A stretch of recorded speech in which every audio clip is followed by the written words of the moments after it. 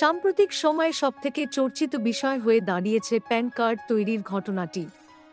এই নতুন প্যান কার্ডটি কিভাবে পাওয়া যাবে, কিভাবেই বা আবেদন করতে হবে, এই সকল প্রশ্ন নিয়ে মানুষের মনে একাধিক প্রশ্ন জন্ম নিয়েছে।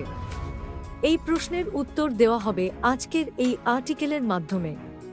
পুরনো প্যান কার্ডের বদলে কেন্দ্র সরকারের তরফ থেকে সম্প্রতি আনা হচ্ছে প্যান 2024 সালের 2-5 নভেম্বর প্রধানমন্ত্রী নরেন্দ্র মোদীর মন্ত্রিসভার বৈঠক অনুষ্ঠিত হয়।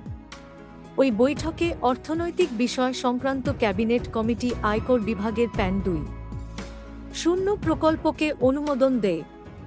এই প্রকল্পে বলা হয়েছিল প্যান কার্ড উপভোক্তাদের কার্ডের নম্বরটি 1 রেখে তাদের প্যান কার্ডটি আপডেট করতে হবে। এই প্যান কার্ডটিকে আপডেট করার জন্য উপভোক্তাকে কোনো অতিরিক্ত চার্জ দিতে হবে না। এই প্যান কার্ড 2.0 তে একটি কিউআর কোড থাকবে।